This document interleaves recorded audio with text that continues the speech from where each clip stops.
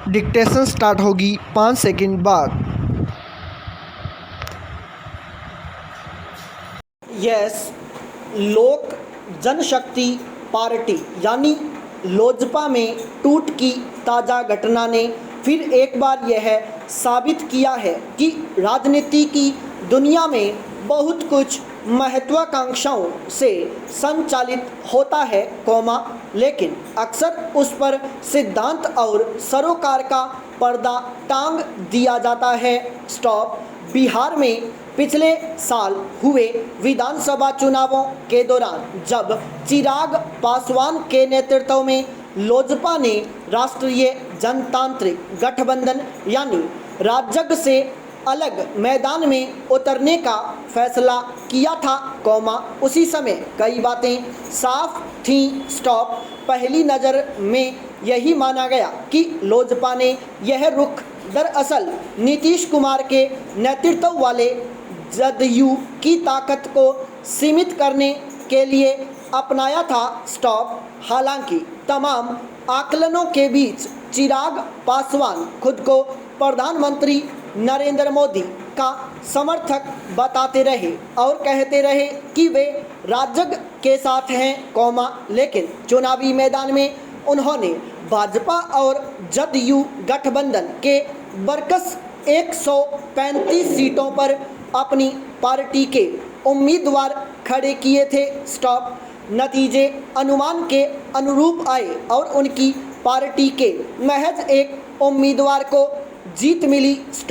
अगर लोजपा उम्मीदवारों की वजह से करीब 2 दर्जन सीटों पर जदयू को नुकसान पहुंचा। जाहिर है यह नीतीश कुमार के लिए एक बड़ा झटका था जिनका कद कम सीटें आने से कुछ कमज़ोर हुआ। उस समूचे प्रसंग में पर्दे के पीछे यह खास बात दबी ढकी रह गई कि बिहार विधानसभा चुनावों में अकेले लड़ने के चिराग पासवान के फैसले से खुद उनकी ही पार्टी के ज़्यादातर नेता और ख़ासतौर पर उनके अपने चाचा पशुपति कुमार पारस सहमत नहीं थे।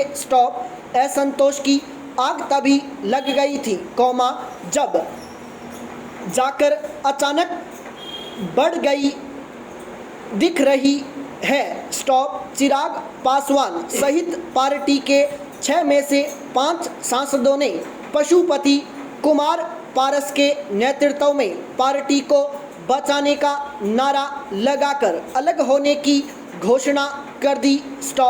खबरों के मुताबिक लोजपा की इस टूट में जदयू की भी भूमिका रही है और समय का चुनाव केंद्र सरकार में मंत्रिमंडल में भावी विस्तार को ध्यान में रखते हुए किया गया है।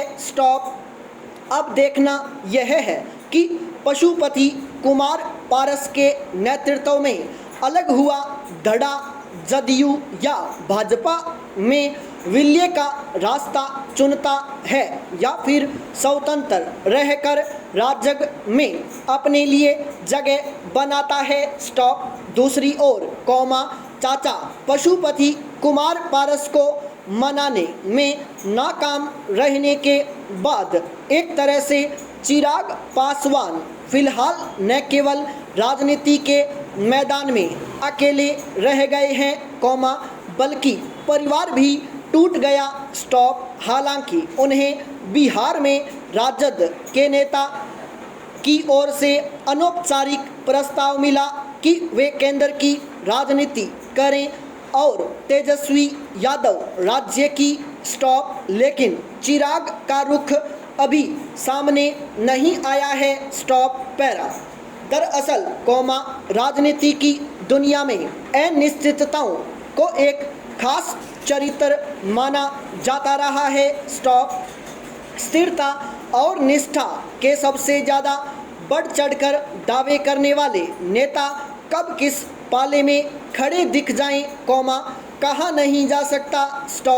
पिता रामविलास पासवान के निधन के बाद विरासत में मिली पार्टी को संभाल पाना चिराग पासवान के लिए संभव नहीं हो सका। स्टॉप। उनके चाचा यानी पशुपति कुमार पारस को एक कुशल चुनाव प्रबंधक और संयोजक माना जाता है। स्टॉप। लेकिन यह भी ध्यान रखने की ज़रूरत है कि दिवंगत रामविलास पासवान की छवि एक व्यापक जनाधार वाले नेता की थी। स्टॉप। भारतीय राजनीति में जमीनी स्तर पर जनता के बीच कदावर नेताओं की संतानों को लेकर जिस तरह भावनात्मक लगाव चुनावी समर्थन के एक प्रमुख कारक के रूप में काम करता रहा है, उसमें यह देखना होगा कि टूट के बाद रामविलास पासवान की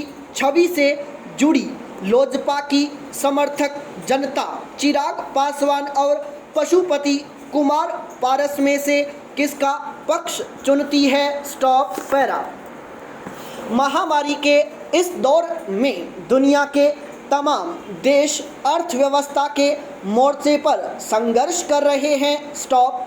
भारत में विकास दर के नकारात्मक रहने को लेकर खासी चिंता जताई जा रही है। स्टॉप। मगर इन विषम स्थितियों में भी भारतीय अर्थव्यवस्था के लिए अच्छी खबर यह है कि अलग अलग स्तरों पर विदेशी निवेश तेजी से बढ़ा है। स्टॉप। पिछले सप्ताहांत रिजर्व बैंक की समीक्षा में विदेशी मुद्रा भंडार पहली बार 600 अरब डॉलर को पार कर गया। स्टॉप। इस तरह विदेशी मुद्रा भंडार के मामले में भारत दुनिया का 5वां समृद्ध देश बन गया है। स्टॉप। रूस इस मामले में भारत से थोड़ा ही आगे है। स्टॉप।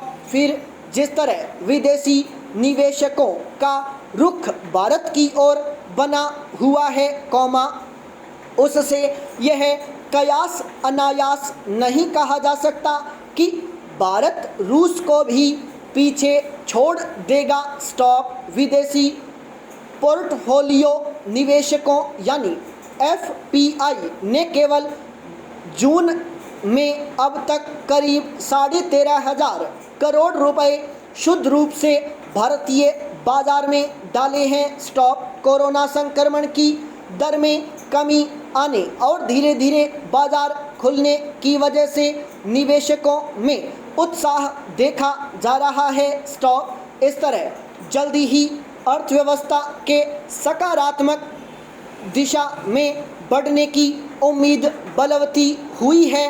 स्टॉप। पैरा। भारत के विदेशी मुद्रा भंडार का 600 अरब डॉलर से ऊपर पहुंच जाना बड़ी उपलब्धि है। स्टॉप। अनेक ऐसे अनुभव हैं, जब वैश्विक मंदी आई तो वही देश लड़खड़ाने से बचे रह सके, जिनका विदेशी मुद्रा भंडार अधिक था। स्टॉप। दुनिया की 2 बड़ी मंदियों को भारत इसीलिए झेल गया कि उसके पास विदेशी मुद्रा भंडार पर्याप्त था। स्टॉप। यहाँ तक कि 2008 की मंदी के समय जब अमेरिका जैसे विकसित देशों पर भारी मार पड़ी थी, तब भी भारत उसे झेल गया था। स्टॉप। इसलिए कि अंतर्राष्ट्रीय लेन देन डॉलर में होता है और जिन देशों के पास इसकी कमी होती है, उन्हें अधिक मुश्किलों का सामना करना पड़ता है। स्टॉप। चाहे वह कच्चे तेल की खरीद हो या फिर अंतर्राष्ट्रीय देनदारियाँ, हर स्तर पर कठिनाई पेश आती है। स्टॉप। इसलिए भारत इस मामले में खुद को ताकतवर महसूस कर सकता है। स्टॉप। पर कुछ लोगों के मन में यह सवाल स्वाभाविक है कि ऐसे समय में जब कारोबार और बाजार बुरी तरह मंदी की